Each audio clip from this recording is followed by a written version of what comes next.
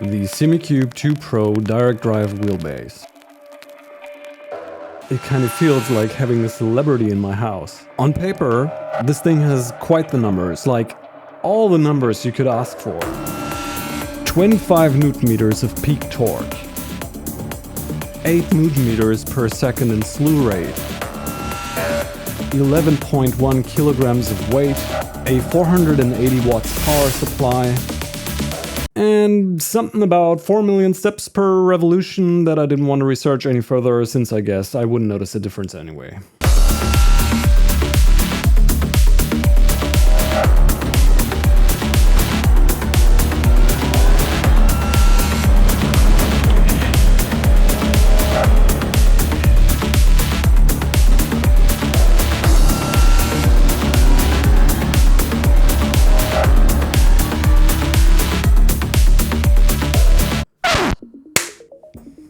The asking price? 1,426 euros, paid by a left-handed person. Me. That's right, for what's essentially a game controller without a steering wheel, of course. Whoever is looking for high-end gear in the sim racing industry is not getting past Simucube, a company that's located in Finland which specializes in industrial electric motors. And not only the price of roughly 1.5 grand is high-end, but also the quality that you're getting as a customer. When the postman handed over the package, my regrets about spending so much money were erased immediately. 11 kilograms doesn't sound like a whole lot, but getting the huge box out of the surrounding huge box was actually quite a task in itself. During the unboxing, you're getting the feeling that the guys at Simucube are absolutely serious about their products. Everything is nicely laid out and packaged so that it leads you from all the necessary parts like the power supply, the locking pin, the emergency torque off button, and the included M8 bolts to the heart of the box. Yes, this wheelbase includes a kill switch. I told you, they're absolutely serious about their products. And yes, you are going to need that button, we'll get to that in a moment. Getting this machine out of the foam is in reality way harder than it might look like in the video, and again, I was absolutely sold on the incredible weight and build quality of it. And there it was, an electric motor encased in a very clear statement of black, cold metal and some unquestionable messages in bright yellow which just want to yell at you that this machine means serious business. I'm actually still so intimidated by it that I'm leaving the yellow sticker on, just as a reminder.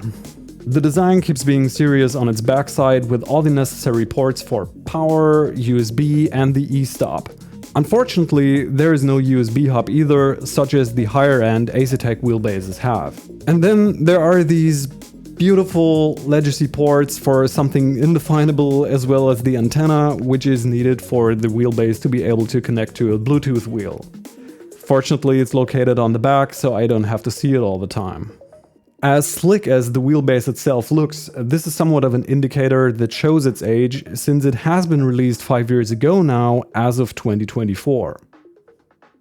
The Simucube 2 Pro features front mounting only, which may have been the industry standard back in 2019 when it was released, but compared to other manufacturers like Simagic, who offer front, side and bottom mounting simultaneously, this isn't up to date anymore. Even though it might be one of the best solutions for mounting a highly powered direct drive motor onto your rig. Regarding the rig and the incredible punch this thing delivers, I highly recommend having a very sturdy rig, preferably aluminum profile of course. Since I have a GTO Mega Prime rig with a wheel deck, which I didn't want to get rid of, I ordered the Simucube mount, which is another 69 euros as well, so I could bottom mount the front mounted wheelbase, so to speak.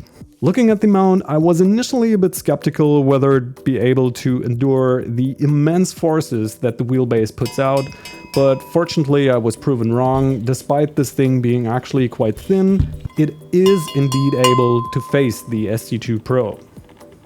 Mounting it to the wheel deck was pretty much a no-brainer. You just have to place it on top, align it with the pre-drilled holes, add washers, insert bolts, tighten it with the included nuts, done. What's great about the mount is that you can adjust the angle of your wheelbase up to 20 degrees using the threads on the sides. But what's at least a little concerning is that the bolts used here are really stubby M5s without nuts. I've used the setup at its default until today, and I can at least confirm that they haven't come loose, even when trying stupid things like trying a full force feedback run, but I think I'll upgrade to a little longer bolts and put some locking nuts on for my peace of mind. And yes, of course, I'm gonna make a full force feedback run for you guys later in the video. The following part shows someone trying to assemble the wheelbase onto the mount all by himself. This footage would have been worthy to be sent over to the guys at Fail Army if it would have gone wrong, but fortunately the fate of this wheelbase has decided to let it live for another day, so its owner can still enjoy its incredible performance. In all seriousness, don't try to do what I did there. This thing is really heavy and it only sits right when all of the 4 M8 bolts are locked in place, and you will have to hold it until the bolts are sitting flush. So please do yourself a favor and get a second person to help you out. Now let's have a look at the quick release, which in reality isn't much of an actually very quick release. You have to insert a locking pin between the wheel and base instead of having magnetic ball bearings such as Moza or Simagic with the NRG quick release system. It might certainly not be the most elegant solution, but you know what? This thing isn't going anywhere, no matter how hard I'm trying to flex it. I'm actually more concerned in breaking the wheel than even putting a single scratch on the quick release or the wheelbase.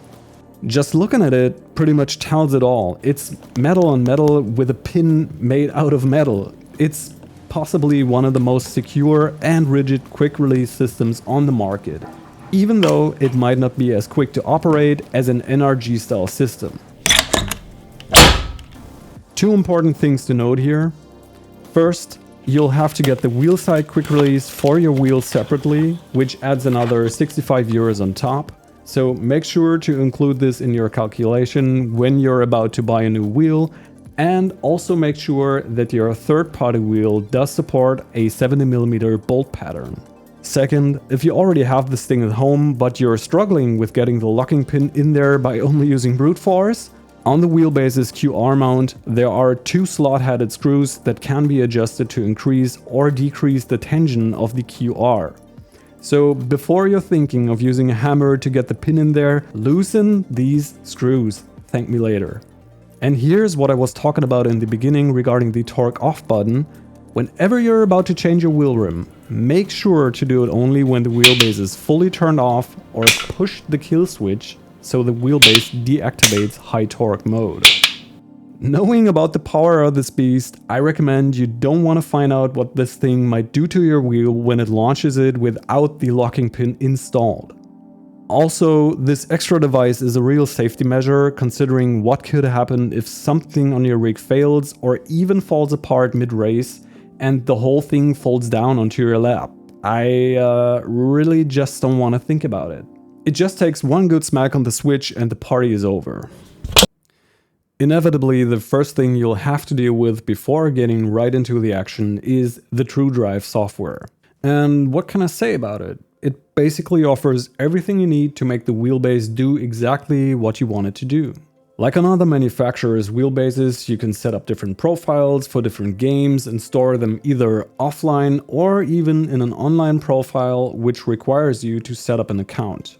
And I'd also highly recommend doing so, since it'll enable you to look out for profiles that others have created. This not only lets you try out Dan Suzuki's arm wrestling setup, but it also helps you to find out what all the different settings actually do. Regarding the settings, you'll find everything in here, from things like inertia, which adds the feeling of weight, like if you didn't have any power steering, as well as things like dampening, which help if the wheel should feel a little too alive for your liking. The force reconstruction filter basically reduces or increases the way how raw the force feedback effects feel. Things like road texture and so on can be smoothed out here. A very practical filter is the static force reduction. This setting essentially lowers the torque mid-corner without decreasing any effects. This ultimately lets you run the game at very high force feedback settings, but once you're cornering, you don't have to steadily hold against it. Very useful for oval racing. No matter what your sim racing preference is, anything from drifting and rallying to super responsive GT car driving and something like violent Formula car force feedback is possible to set up in the software. One thing that's kind of funny, but what's also stressing the fact that Simucube is absolutely serious about their products, is that there is a timer running down for making sure that you actually read the instructions when you want to enable the high torque mode on the wheelbase for the first time. What's important to know here is that you'll have to confirm a box that this setting should be memorized every time you start up the wheelbase if you so desire. Otherwise, you'd have to manually enable it every time before you're starting a session. You can also password protect it, which is an awesome addition to have because you might not want to take your kids to the ER with a broken hand or even worse. Let's just not think about it. What I personally don't like about the software is that even though it has a nice complementary color scheme, it simply looks a little dated. Look, it's not like the software is bad or anything. Like I said, it works really well and very intuitive without overwhelming you with loads of unnecessary settings or filters. It just looks like it could need a little refresh, to be honest. Other than that, I wonder why Simucube doesn't jump on the train of having one single piece of software that works for all of their peripherals. The active pedals, which are almost double the price of the SC2 Pro, do have a separate piece of software that looks just a little more modernized than the original TrueDrive software. Of course, they have been released later than the wheelbase, but it certainly would have been more convenient for the customers to have everything in one single package. Speaking of the package, let's not talk about boring things like software anymore and see what this thing is actually capable of.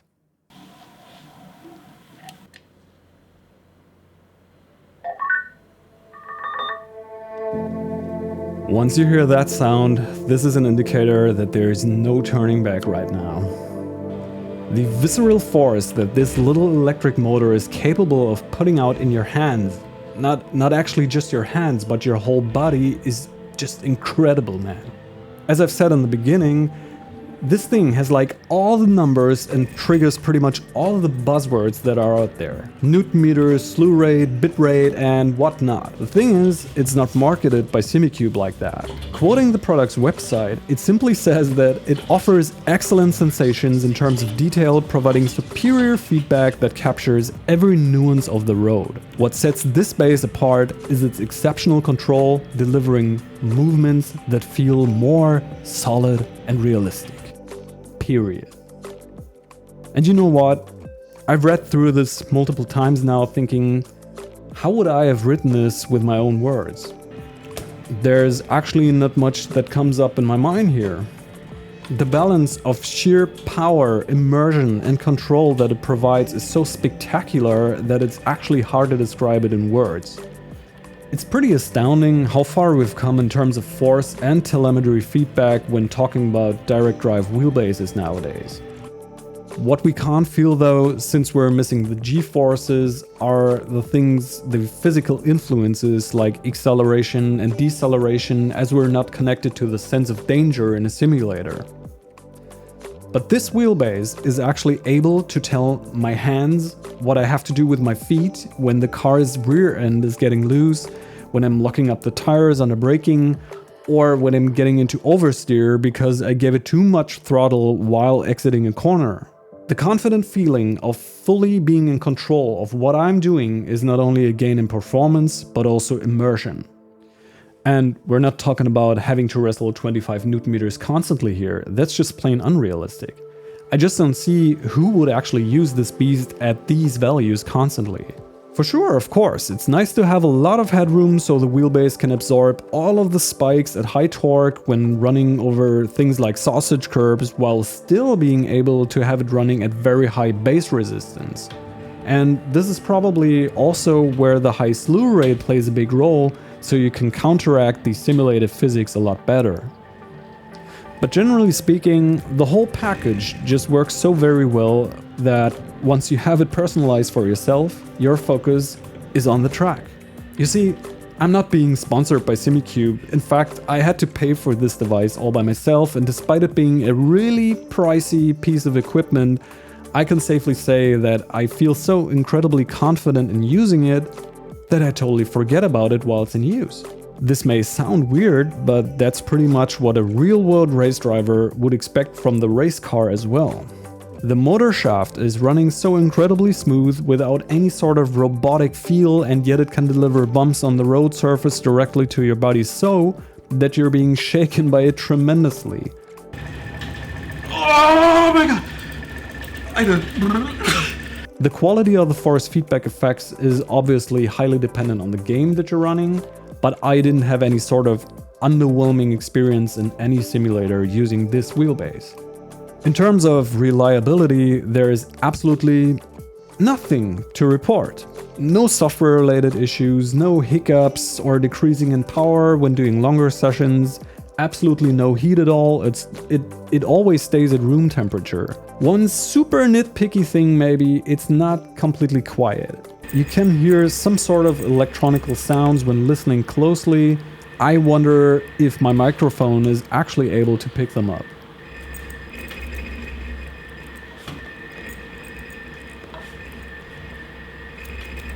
And now, while you can watch me being eviscerated, running this monster at full force feedback, let me tell you what my final thoughts are about the Simucube 2 Pro direct drive wheelbase. Obviously, newton meters seem to be what's the main selling point in sim racing wheelbases. Ultimately, these are the same numbers like horsepower or power to weight ratio when talking about cars. And here's a question. Does anyone really need a road car with 600 horsepower? Most likely not. Is it fun to drive and nice to be able to request that much power when you wanna? Absolutely. Oh my god! Oh my god! Oh my vision! Oh Jesus Christ! I gotta steer! Oh Christ! Oh God! Oh my brain! Christ! I'm getting a concussion. Does anyone really need a road car with 300 horsepower? Most likely not. Is it fun to drive and nice to be able to request that much power when you want to? Absolutely. Put a race car driver in the seat of the 300 horsepower car versus an ordinary daily driving person in the 600 horsepower car, and then place your bets who is gonna win a race on track. What I'm trying to say here is that this is pretty much the same with direct drives nowadays. Does anyone really need 25 newton meters of peak force instead of 10 to 16 maybe? I don't think so. Would anyone constantly use the 25 newton meter in clipping range? Don't think so either. This would actually be more of a hindrance. Are you gonna be faster because you have all the newton meters that you've paid for? No. If there is anything that really makes you faster using this very wheelbase, it's gonna be that its responsiveness will make you feel the difference to other contenders or to maybe lower powered devices. Don't let it start to oscillate. Don't let it start to oscillate. The only way to get faster lap times and better racecraft is to practice as much as you can and to learn from your mistakes. Spending this much money on a wheelbase certainly won't buy you the top of the podium. In summary, the Simucube 2 Pro may show its age and simplicity in certain areas, as there are no fancy features like RGB lighting or additional USB ports on it. But in total, you're getting an exceptionally well-engineered piece of equipment that has way more power than you'd ever need, which is highly customizable and which will probably last for a very long time. You know, it always puts a smile on my face whenever I take it for a spin. And I think this is what counts in this wonderful hobby called sim racing, which we all love and share. With these words, thank you all for watching, subscribe and like if you enjoyed the video, and I'll see you very soon.